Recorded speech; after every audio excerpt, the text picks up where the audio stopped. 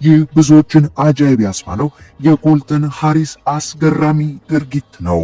ሃሪስ ገና ከስር መሰረቱ እንደ እድሜ እኩዮች ሆኖ ለማደግ እድሉን ያላገኘ ታዳጊ ሲሆን የአኗኗሩ ሁኔታ ራሱ ለእድሜው የማይመች አይነት ልጅ ነበር። ታዲያ ሃሪስም ከፍ እያለ ሲመጣ ራሱን ያገኘው በዋሽንግተን አቅራቢያ በምትገኝ በጫካዎች በተከበበች ደሴት ውስጥ በምትገኘው መኖሪያ ቤት ውስጥ አንዲት የመጠጥና የአደንዛዥ እጽ ሱስ ከተጸናወታት ሱሰኛ እናቱ ጋር ሲሆን እናቱ እንኳን እሱን ልትረዳ ይቅርና ራሷም እጅግ አስቸጋሪ ሁኔታ ውስጥ ተዘፍቃ የምትኖር በመሆኑ ህይወት ለኮልተን ከባድ ነበረች።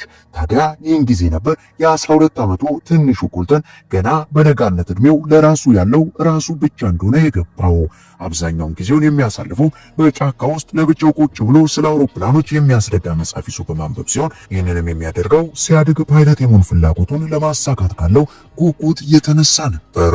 ታዲያ ይህ ፍላጎቱ ግን አሁን ካለው ህይወቱ ጋር አብሮ አልሄድ ቢለውና ነገሮች ከአቅሙ በላይ ቢሆኑበት ራቡን ለማስታገስ በሚል ሰበብ የጎረቤቶቹን በር እየሰበረ በመግባት ምግቦችን በብዛት እየሰረቀ በመውጣት ራቡን ማስታገስ የጀመረ ሲሆን ታዲያ ምግብ ፍለጋ አንድ ተብላ የተጀመረችው ስርቆት ቀስ በቀስ እግር አውጥታ ታድግ ጀመር።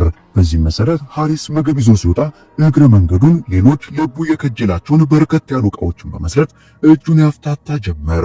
ይህም እያደገ ሄዶ ወደ ላፕቶፕና ክሬዲት ካርዶችን ወደ መስረቅ ያሳደገው ስርቆቱን የፖሊሶችን አይን ውስጥ በመግባቱ ፖሊሶች ይህንን ታዳጊ በተደጋጋሚ ያሳድዱት ጀመር። ኮልተን ለየት ባለ መልኩ ጫማ ማድረግ የማይወድ ሲሆን ይህንን ሁሉ ስርቆት ሲፈጽም በባዶ እግሩ ስለነበር ዘቢርፉት ባንዲት ወይንም ባለ ባዶ እግሩ ወንበዴ የሚል ቅጽል ስምም ወጥቶለታል። ታዲያ ፖሊሶች እየተከታተሉት መሆኑ የገባው ኮልተንም ለ6 ወራት ያክል ብቻውን ጫካ ውስጥ ተደብቆ የቆየ ሲሆን በቆይታውም እንደለመደው ጨለማን ተገን በማድረግ የተለያዩ ቤቶችን ሰብሮ በመግባት የሚያስፈልገውን ምግብም ሆነ ሌሎች ነገሮችን ሰርቆ በመውጣት በጫካ ውስጥ ያሳልፍ ነበር። ሆኖም ግን ይዘገያል እንጂ አህያ የጅብ ናት እንዲሉ ኮልተን እንደለመደው አንዲት ቀን ላይ እጁን ለስርቆት ሲያስረዝም ሁልጊዜ ፋሲካ የለምና ሳያስበው በ6ኛው ወሩ በፖሊሶች ቁጥጥር ስር ይውላል። በዚህ መሰረት በፖሊሶች ተይዞ ለ3 ዓመታት ያክል ከታዳጊዎች ጋር ማቆያ ውስጥ እንዲገባ ቢፈረድበትም አጅሬ ኮልተን ከለመደው የአኗኗር ዘይቤ አንጻር በአንድ ክፍል ውስጥ ተቆልፎበት መኖርን መቀበል አልፈለገምና ከ1 ዓመት የእስር ቆይታ በኋላ በአጋጣሚ ሳይቆለፍ በተረሳ መስኮት በኩል ተደብቆ በመውጣት ያመልጣል። በዚህ መሰረት መሄጃ የሌለው ኮልተን ከእስር እንዳመለጠም መልሶ ሄዶም ቀድሞ ሲያድርበት ከነበረው ጫካ ውስጥ ነበርና ዳግም ከ1 ዓመት በፊት ይኖረው የነበረውን አይነት ህይወት መኖር ጀመረ። ታዲያ ነገሩ የበሰበሰ ዝናብ አይፈራም ነውና ከእድሜው እኩል የዘረፋ ደረጃውም እየጨመረ የመጣው ኮልተን መኪኖችንም በመስረቅ ለህገወጥ አዘዋዋሪዎች ያቀብል ጀመር።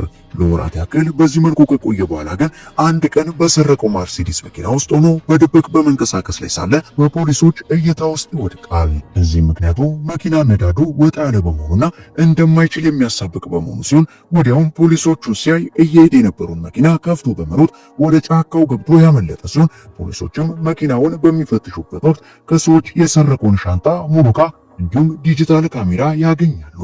ካሜራው ውስጥም የራሱን ሰልፊ ፎቶ ቢያገኙም ኮልተንን ግን ማግኘት አልቻሉም። ታዲያ በስርቆትና ዘረፋ ስፔሻላይዝድ ያደረገው የ16 ዓመቱ ኮልተንም የመኪናው አልበቃ ብሎት በደሴቲቱ አቅራቢያ የሚገኝ መርከብ ሰርቆ ከነበረበት ደሴት ወደ ሌላ ደሴት መርከቡን እየዘወረ በመሄድ በድጋሚ ስርቆቱን አጠናክሮ የቀጠለ ሲሆን ይህንን ሁሉ ሲያደርግ ግን እድሜው ገና 16 ነበር። ታዲያ ኮልተን ገና በለጋ እድሜው እዚህ ሁሉ ችግር ውስጥ እንዴት ሊገባ ቻለ? እንዲያለ ቅጥ ያጣ ህይወትንስ ለምን መረጠ ለሚሉ ጥያቄ መልስ ሊሆን የሚችለው ኮልተን ያሳለፈው አስቸጋሪና ከእድሜው በላይ የሆነ አስተዳደጉ ሲሆን ገና በዚህ እድሜው 6 አውሮፕላኖችን ሰርቋል። 66 የሚሆኑ ወንጀሎች ላይ ደግሞ በቀጥታና በተዘዋዋሪ ተሳትፏል። ገና ድክ በሚልበት እድሜው በአባቱ ከልክ ያለፈ የመጠጥ ሱስ ምክንያት ከእናቱ ጋር ለማደግ ቢገደድም እሷም በተመሳሳይ መልኩ በነበረባት የመጠጥ ሱስ ምክንያት ለልጇ ምንም አይነት እንክብካቤ ሳታደርግ አሳድጋዋለች። ጎረቤቶቻቸው ከ12 ጊዜ በላይ ለሚመለከተው አካል ደውለው ነገሩን በማሳወቅ ሕፃኑ ለመንግስት እንዲሰጥና ተገቢውን እንክብካቤም እያገኘ እንዳልሆነ ቢያመለክቱም ለተወሰነ ጊዜ ያክልም በሕፃናት ማሳደጊያ ቆይቶ ዳግም ወደ ቤቱ ተመልሷል። ኮልተን ላለፈባቸው ያንዳንዱ አስቸጋሪ ሁኔታዎች እንደ መንስኤ የመዘዝ የሚያነሳቸው በቂ ልጅነት ጠባሳዎች ቢኖሩትም እንደ ቀልድ የዕለት ጉርሱን ፍለጋ ብሎ የጀመረው ስርቆት ግን አሁን ላይ አሜሪካን ከተፈላጊ ወንጀለኞች ተርታ ያደምጡታል። ታዲያ በዚህ ለፖሊሶች ራስ ምታት በሆነው አስቸጋሪ ባህሪው የተነሳ ፖሊስ ይህን ታዳጊ በተለያዩ ሚዲያዎች ላይ ፎቶውን በማዘዋወሩ እባካችሁ ከዚህ ታዳጊ አገናኙን ሲል ጥቆማውን በመግለጹ ኮልተን በመላው ካሊፎርኒያ እውቅናን ማግኘት ጀመረ።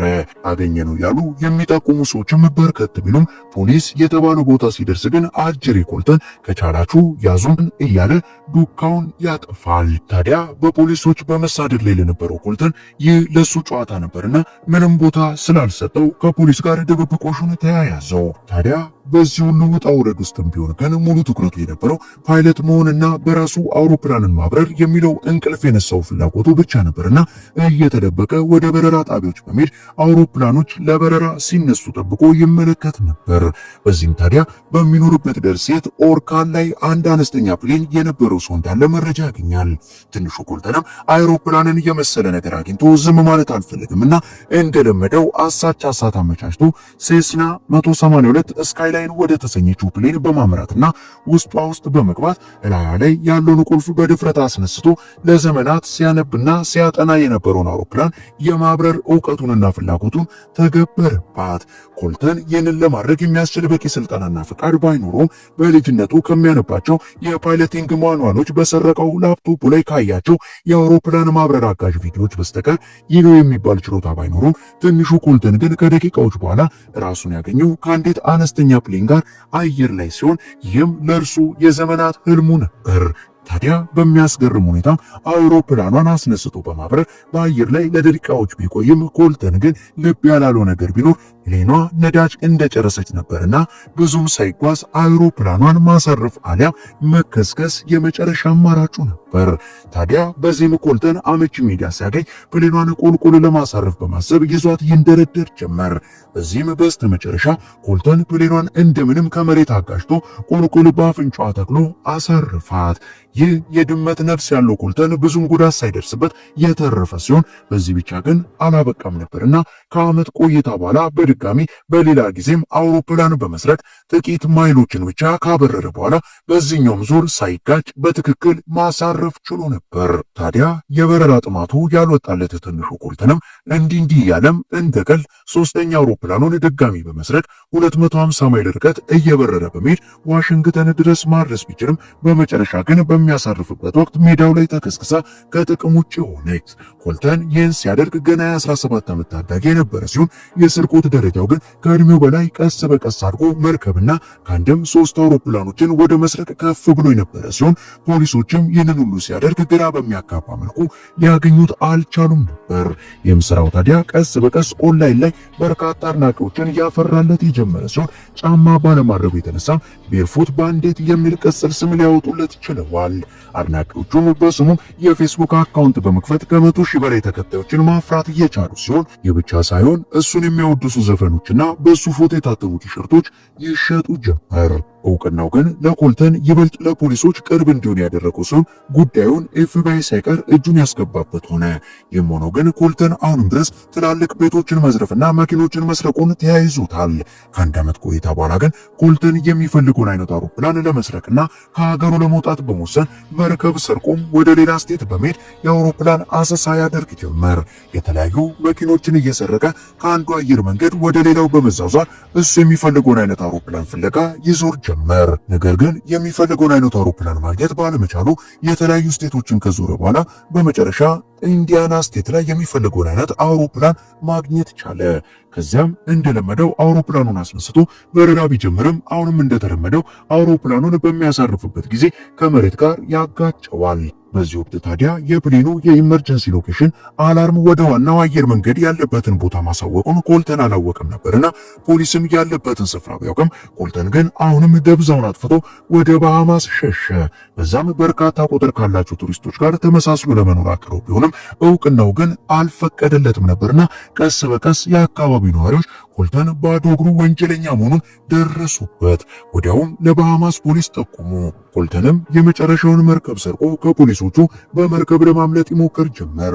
ነገር ግን መርከቡ ከድንጋይ ጋር ተላትሞ አላንቀሳቀስ ስላለው በስተመጨረሻ ኮልተን በፖሊሶች ቁጥጥር ስር የዋለ ሲሆን በፍርድ ቤትም 6.5 ዓመት ሊፈረድበት ችሏል። የሚገርመው ደግሞ ኮልተን እስር ቤት ባለበት ወቅት በታዋቂ የፊልም ባለሙያዎች የህይወት ታሪኩን ወደ ፊልምነት ለመቀየር በሚል ስምምነት የ1.3 ሚሊዮን ዶላር ክፍያ እየቀረበለት ሲሆን ዘቡርፊት ባንዲት ወይንም ባለባዶ እግሩ ወንበዴ የሚል ፊልምም ተሰርቶበታል።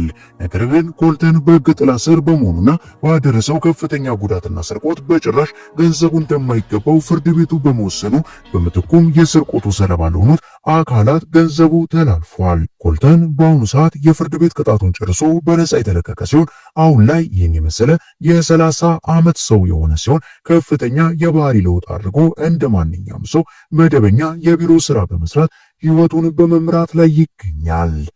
እናም አንዳንድ ጊዜ ህይወት የሰውን ልጅ ወደ ተለያየ አቅጣጫ ብትወስድም የሃሪስ ኮልተን ታሪክ ግን ብዙዎችን ያስገረመ ታሪክ ነው እያልን የዛሬን በዚያ በቃን።